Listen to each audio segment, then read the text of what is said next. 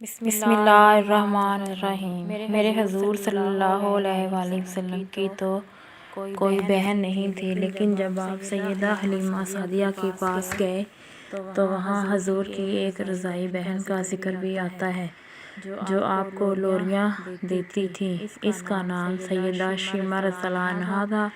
شام کے وقت جب خواتین کھانا پکانے میں مصروف ہو جاتیں تو بہنیں اپنے بھائی اٹھا کر باہر لے جاتیں، اور ہر بہن کا خیال یہ ہوتا تھا کہ میرے بھائی سے زمانے میں زیادہ خوبصورت کوئی نہیں۔ کہتے ہیں خوبصورتی دیکھنے والے کی آنکھ میں ہوتی ہے، تو جس کے بھائی کا رنگ حسین ہوتا وہ کہتی رنگ نہیں تو کچھ بھی نہیں، اور جس بہن کے بھائی کے نقوش اور خد و خال خوبصورت ہوتے وہ کہتی اصل خوبصورتی تو نقوش اور خد و خال کی ہے۔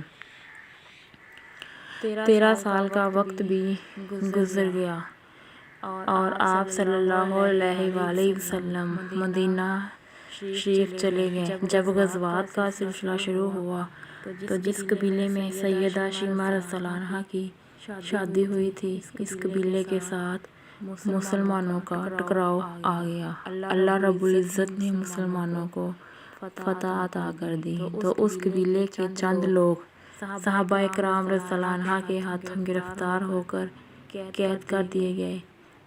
تو یہ لوگ اپنے قیدیوں کو چھڑانے کے لیے فدیہ جمع کرنے لگے، اور قبیلے کے سردار ایک ایک گھر سے رقم جمع کر رہے تھے۔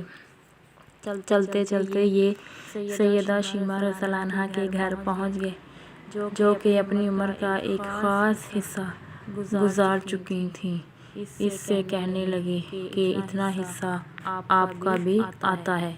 سیدہ شیمہ رضی اللہ تعالیٰ عنہا نے کہا کس لیے؟ سردار اور ساتھ والے لوگوں نے کہا جو لڑائی ہوئی ہے اس میں ہمارے آدمی گرفتار ہو چکے ہیں۔ باتیں کرتے کرتے کسی کے لبوں پر محمد صلی اللہ علیہ وآلہ وسلم کا نام بھی آ گیا تو سیدہ شیمہ رضی اللہ عنہا سن کر کہنے لگی اچھا انہوں نے تمہارے لوگ پکڑے ہیں؟ کہا ہاں۔ سیدہ شیمہ رضی اللہ عنہا نے کہا تم رقم اکٹھی کرنا چھوڑ دو، مجھے ساتھ لے چلو۔ سردار نے کہا آپ کو ساتھ لے چلیں؟ سیدہ شیمہ رضی اللہ عنہا کہنے لگی ہاں، تم نہیں جانتے وہ میرا بھائی لگتا ہے۔ قوم کے سرداروں کے ساتھ سیدہ شیمہ رضی اللہ عنہا حضور صلی اللہ علیہ وآلہ وسلم کے نوری خیموں کی طرف جا رہی ہیں، اور صحابہ کرام رضی اللہ عنہا ننگی تلواروں سے پہرا دے رہے ہیں۔ مکی دور تو تھا نہیں، مدنی دور تھا، اور سیدہ شیمہ رضی اللہ عنہا قوم کے سرداروں کے آگے جب بڑھنے لگیں تو صحابہ رضی اللہ عنہا نے تلواریں سونتی اور پکارا او دیہاتی عورت رک جا، دیکھتی نہیں آگے کھچہ رسول صلی اللہ علیہ وآلہ وسلم ہے، آگے بغیر اذن کے جبرائیل علیہ السلام بھی نہیں جا سکتے، تم کون ہو؟ تو سیدہ شیمہ رضی اللہ عنہا نے جواب میں جو الفاظ کہے ان کا اردو ترجمہ یہ ہے میری راہیں چھوڑ دو، تم جانتے نہیں میں تمہارے نبی صلی اللہ علیہ وآلہ وسلم کی بہن لگتی ہوں۔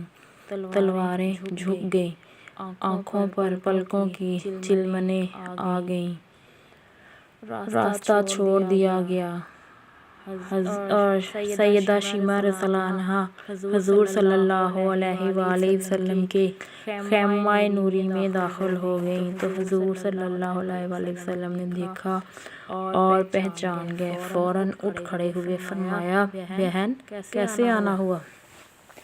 کہا آپ صلی اللہ علیہ وسلم کے لوگوں نے ہمارے کچھ بندے پکڑ لیے ہیں، ان کو چھڑانے آئی ہوں۔ حضور صلی اللہ علیہ وسلم نے فرمایا بہن تم نے زحمت گوارا کیوں کی؟